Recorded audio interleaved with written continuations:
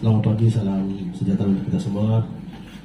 Yang saya hormati kawan-kawan media, yang saya hormati Pak Kabakop, kemudian Bu Kasar Reskrim, Bu Pak Kasih Humas, Pak Kabir Reskrim, rekan semua. Kami akan menyampaikan preskon terkait beberapa kasus yang kami tangani. Untuk yang pertama, terkait tindak pidana aborsi. Ini mendasari laporan polisi Nopol LP Garing B, ya, karena peristiwa ini kita tangani berdasarkan laporan dari masyarakat. LPP nomor 12 1 Mawi 2023 garing SPKT garing Polresta Jawa Barat garing Polda Jambi tanggal 29 Januari tahun 2023. Untuk pelapor dalam kasus ini adalah Saudara RR, berprofesi sebagai karyawan dari salah satu hotel yang ada di Kuala Tunggal. Kemudian korban dalam peristiwa ini yang pertama Saudari BN, usia 21 tahun, pekerjaan mahasiswi di salah satu perguruan tinggi yang ada di Palembang. Jadi korban ini sekaligus sebagai tersangka. Tapi karena yang bersangkutan meninggal, tentunya berlaku asas nebis in idem. Terhadap bersangkutan tidak bisa kita lanjutkan perkaranya.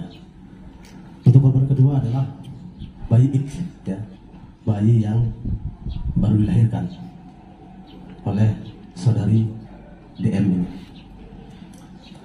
Kemudian waktu kejadian terjadi pada hari Minggu tanggal 29 Januari tahun 2023 sekira pukul 14.00 di Hotel Setajaya, Kuala Tunggal. Kemudian dalam perkara ini ada dua tersangka yang kami amankan. Yang pertama adalah Saudara ARP, ini usia 21 tahun, profesinya atau pekerjaannya mahasiswa di salah satu universitas yang ada di Kota Palembang. Yang bersangkutan adalah pacar dari almarhum Saudari DM. Kemudian tersangka kedua adalah Saudari SAP, usia 19 tahun, yang bersangkutan merupakan siswi dari salah satu sekolah menengah atas yang ada di Raja Barat ini. Kemudian untuk barang bukti rekan sekalian yang tadi sudah diambil konotasi, kemudian di depan kita semua ini ada beberapa barang bukti. Yang pertama adalah uang, ya, pecahan 100.000 dan 50.000, jumlahnya 950.000. Kemudian handphone milik tersangka Saudari SAP, ya, yang ini, ya. Kemudian yang dipegang Bu Kasar Reskrim yang sebelah kanan, tangan sebelah kanan, merupakan handphone milik almarhum Saudari DM. Kemudian yang terakhir adalah handphone milik tersangka ARP, ya, yang merupakan pacar dari almarhum Saudari DM. Kemudian ada beberapa obat-obatan, ini kita temukan di TKP, ya, kita temukan di TKP pada saat kita melaksanakan olah TKP. Kemudian dari rumah tersangka Saudari SAP kami menemukan gunting yang masih ada bekas darahnya. Kemudian juga ada sisa beberapa obat-obatan yang disimpan di rumahnya. Kemudian ini adalah kendaraan yang digunakan oleh tersangka ARP, ya, dengan almarhum Saudari DM untuk pergerakan dari Palembang menuju Kuala Tunggal, ya. Nopol BG 1146. Kemudian kami juga mengamankan barang bukti lain, yaitu sepeda motor milik tersangka saudari SAP dengan nomor polisi BH 4140 BI. Untuk saat ini untuk barang bukti diamankan di Satreskrim untuk proses hukum lebih lanjut. Kemudian modus operandi yang dilakukan oleh para pelaku. Para pelaku ya, saudari SAP, kemudian saudara ARP menghilangkan bayi dalam kandungan almarhum saudari DM dengan melakukan praktik aborsi secara ilegal karena takut kehamilan yang di luar nikah ini diketahui orang lain. Kemudian untuk kronologis kejadian dengan sekalian, jadi antara almarhum saudari DM ini dengan tersangka saudara ARP itu mulai pacaran pada bulan September tahun 2021.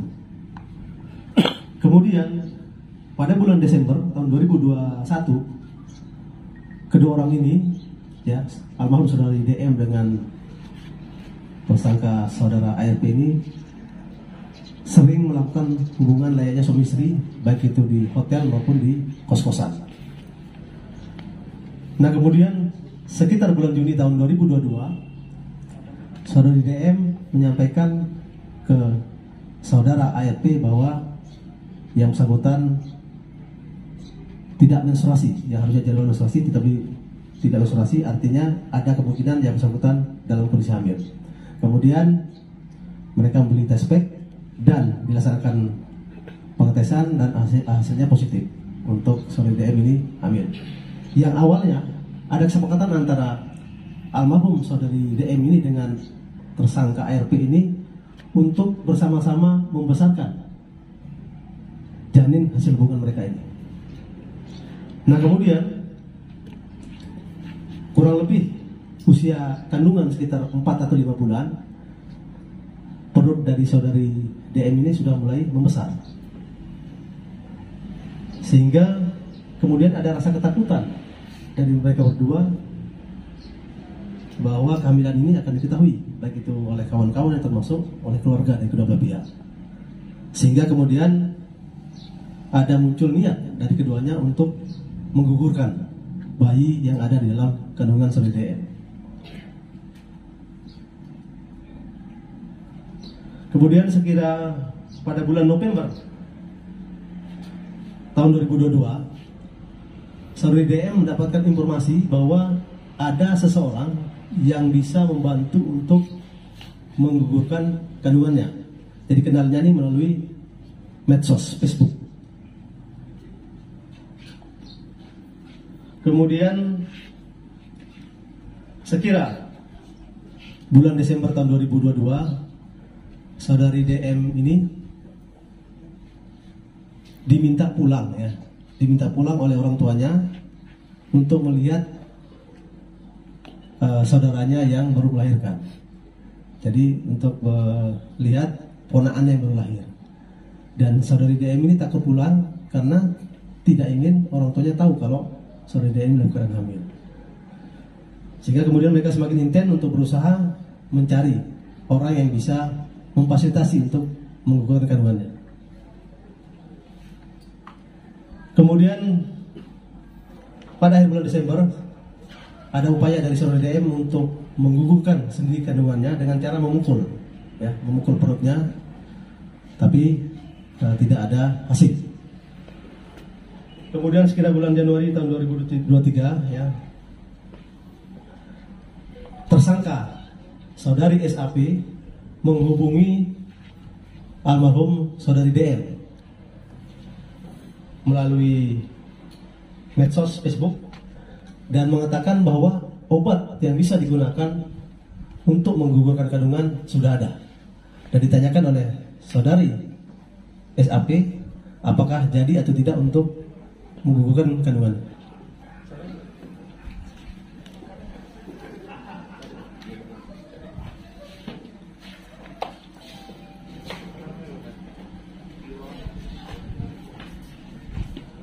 Mohon waktu rekan sekalian untuk kita hadirkan tersangkanya.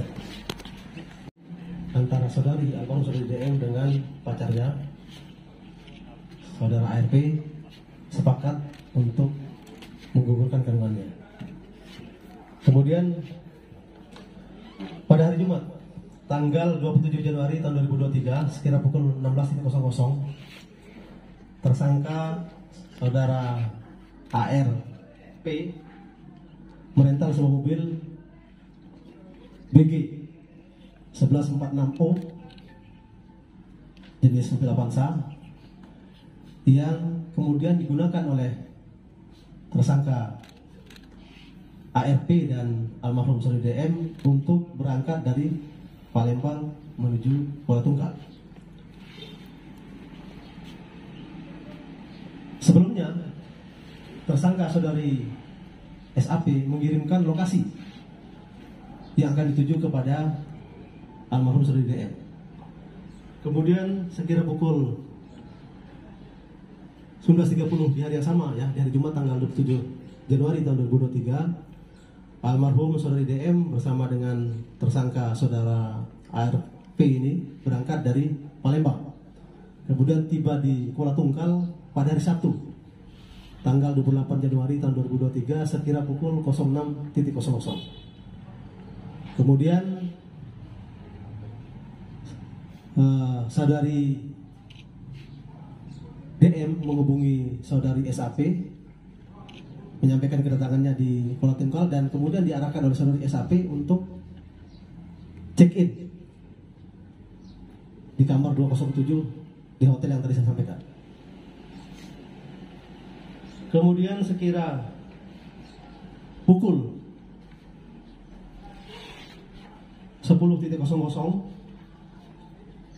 pada hari Sabtu tanggal 28 Januari 2023, saudari SAP ini datang ke kamar 207 untuk menemui saudari DM dengan saudara ARP.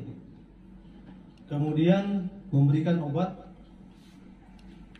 ya, yang ada di depan kita ini rekan sekalian, Protesid misoprostol, dan menyuruh untuk meminum 2 buah, kemudian 3 butir dimasukkan ke dalam organ reproduksi saudari DM.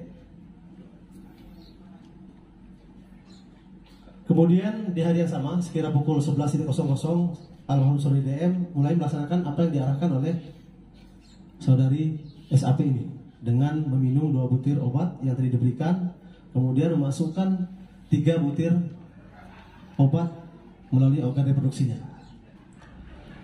Kemudian sekira pukul 13.00 kembali, ya, sesuai dengan arahan dari saudara SAP, almarhum saudari DM melakukan hal yang sama, ya, meminum lagi 2 butir, kemudian 3 butir dimasukkan ke dalam organ reproduksi. Kemudian berlanjut lagi yang ketiga, kembali melakukan hal yang sama, sekira pukul 16.00. Dan terakhir sekira pukul 19.00 almarhum saudari DM kembali lagi melaksanakan apa yang diarahkan oleh tersangka saudari SAP dengan meminum 2 butir, kemudian 3 butir dimasukkan melalui organ reproduksi. Kemudian pada hari Minggu tanggal 29 Januari 2023 sekira pukul 06.00 almarhum saudari DM merasa perutnya sakit. Kemudian menghubungi saudara SAP dan diarahkan oleh saudari SAP dan diarahkan oleh saudari SAP untuk ngeden, ya, supaya bayi yang ada dalam kandungannya keluar. Kemudian hal lain yang disampaikan oleh saudara SAP pada waktu itu, ya, tersangka SAP kepada almarhum saudari DM, nanti kalau bayinya sudah keluar langsung masukkan ke bak, ya, bak kamar mandi yang ada di kamar hotel supaya tidak terdengar orang lain. Itu bahasa yang disampaikan atau diarahkan oleh tersangka saudara SAP kepada almarhum saudari DM.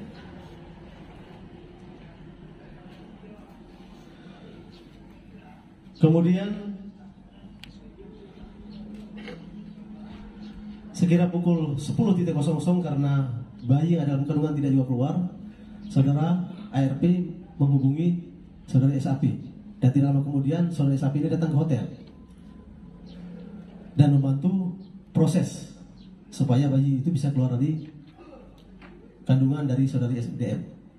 Kemudian karena belum berhasil, kemudian saudari SAP meminta kepada saudara ARP ini untuk memapah almarhum saudari DM ke kamar mandi. Kemudian di dalam kamar mandi ini ya, dengan posisi saudari DM agak jongkok ya, setengah berdiri. Kemudian tersangka saudari SAP ini berdiri ulangi duduk jongkok di depan ya, di depan almarhum saudari DM ya, untuk membantu supaya bayi tersebut bisa dikeluarkan. Untuk saudara RP berada di luar kamar mandi sambil juga memantau perkembangan. Sekira 10 menit, menurut keterangan dari saudara RP ini mendengar ada suara tangisan bayi ya, tidak lama. Kemudian saudara RP melihat ke dalam kamar mandi pada saat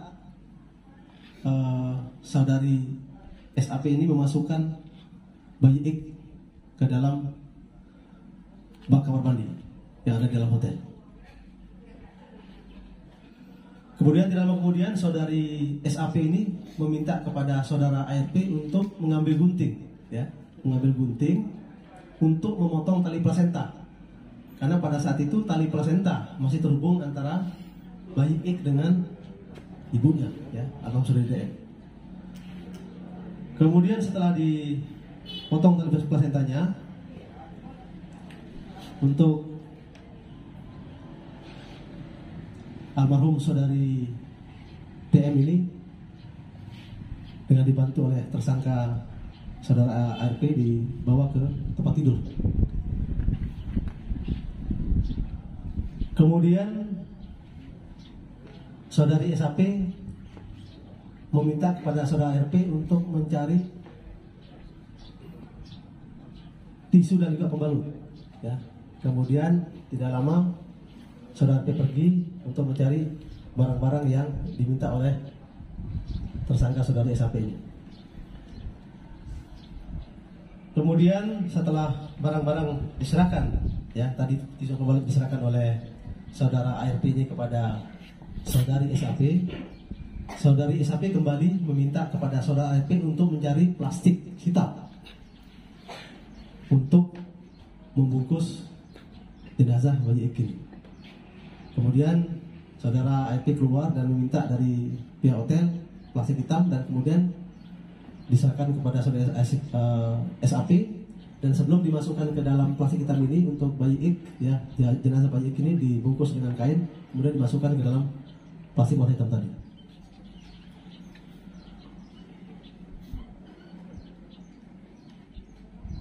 Kemudian sekitar pukul 11.50 ya, tersangka saudari SAP itu meninggalkan hotel ya, pulang ke rumahnya dan mengarahkan ke saudara ARP untuk membersihkan ya, membersihkan tadi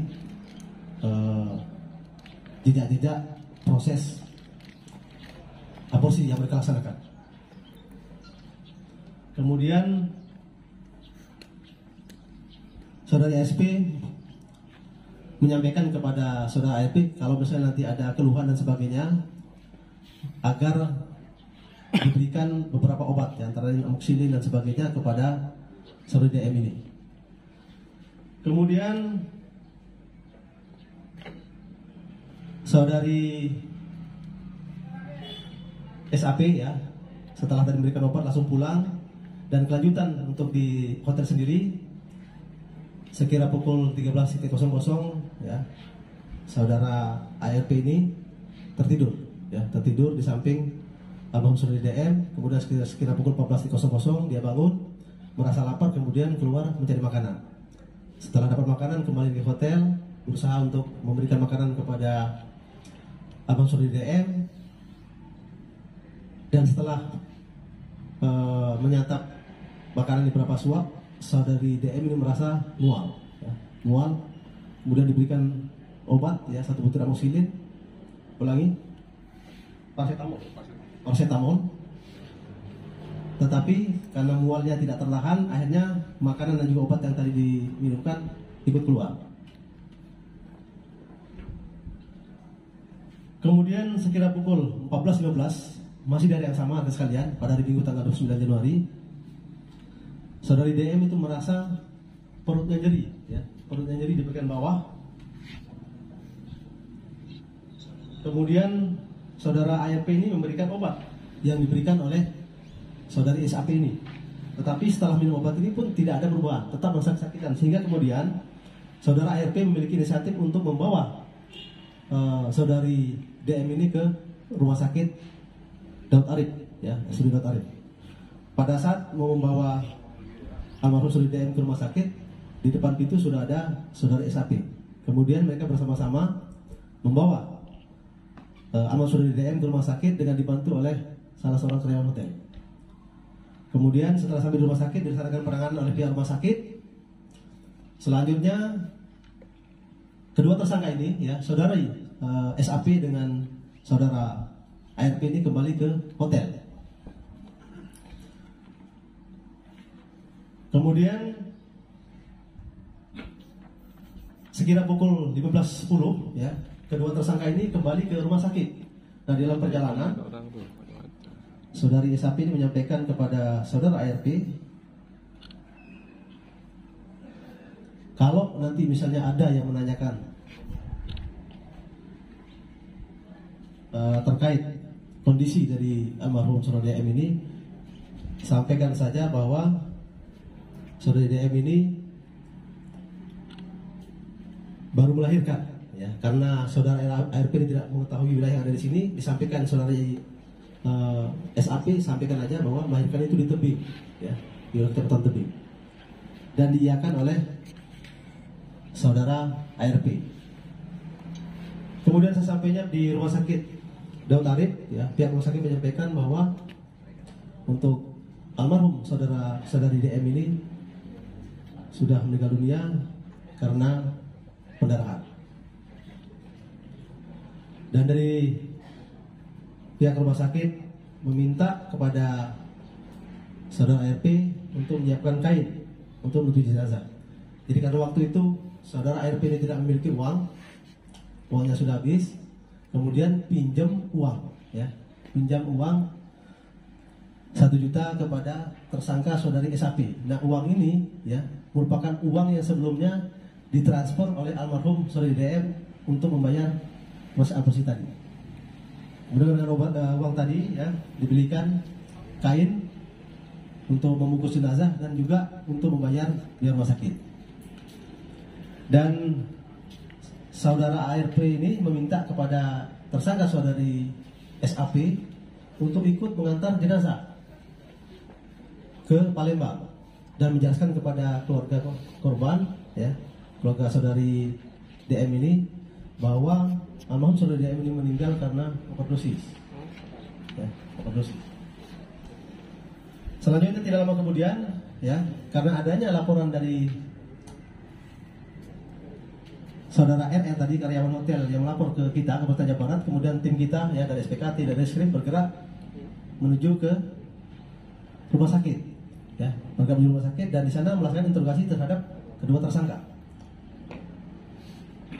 Dengan dasar keterangan dari kedua tersangka ini, kemudian kedua tersangka ini dibawa ke hotel, ya, di kamar 207, dan di sana tim kami menemukan barang bukti tadi, ya, ada kain bekas darah, kemudian obat-obatan, kemudian ditemukan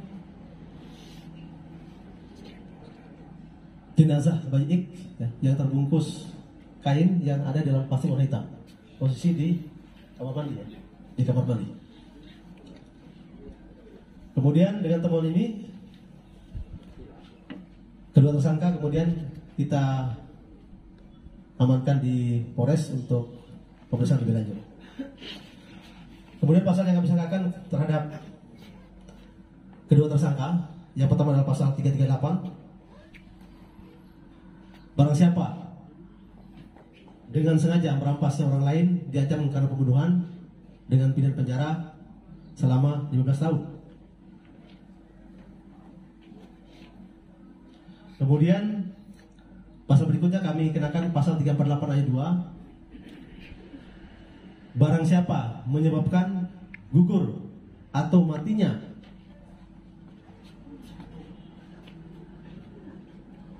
kandungan, ya, bayi dalam kandungan seorang perempuan atas persetujuan dari perempuan, diancam dengan pidana penjara 5 tahun 6 bulan. Nah, kemudian di ayat 2-nya, ayat berikutnya, ya, rekan-rekan, jika perbuatan tadi mengakibatkan perempuan tadi yang mengandung tadi meninggal, maka ancaman pidananya naik jadi 7 tahun. Kemudian di luar dua pasal tadi kami kenakan juga pasal 80 ayat 3 junto pasal 76C Undang-Undang Nomor 35 Tahun 2014 tentang perubahan Undang-Undang Nomor 23 Tahun 2002 tentang Perlindungan Anak. Jadi bunyinya kurang lebih setiap orang dilarang menempatkan, ya, membiarkan, melakukan, menyuruh melakukan atau turut serta melakukan kekerasan terhadap anak yang mengakibatkan korban meninggal dunia, ya, diancam dengan pidana penjara 15 tahun atau denda 3 miliar. Itu rekan sekalian yang dapat kami sampaikan terkait pengungkapan tidak pidana aborsi ini. Saya rasa sudah cukup jelas karena panjang lebar detail saya jelaskan. Namun demikian apabila mungkin ada hal-hal yang perlu didalami, kami persilakan. Izin Mas, ini kan benar ada rentang waktu usia kandungan 5 bulan hingga tersangka menghubungi untuk melakukan praktek aborsi. Selama rentang waktu tersebut, tersangka dan almarhum bersembunyi di mana, Mas? Jadi selama mulai dari almarhum meninggal hamil, ya, sampai dengan proses aborsi dilaksanakan, kedua orang ini, ya, almarhum dengan pacarnya saudara ARP ini tinggal di Palembang di kos-kosannya, ya. Jadi mereka tidak berani untuk, terutama untuk saudari DM tidak berani untuk pulang ke rumahnya karena takut ketahuan keluarganya. Pak, kedua ini korban dan tersangka ini warga mana? Untuk almarhum saudari DM ini merupakan warga dari Provinsi Sumatera Selatan. Kemudian untuk saudara ARP ini, kalau domisili sesuai KTP itu di Kecamatan Raja Basa, Lampung. Tapi untuk domisili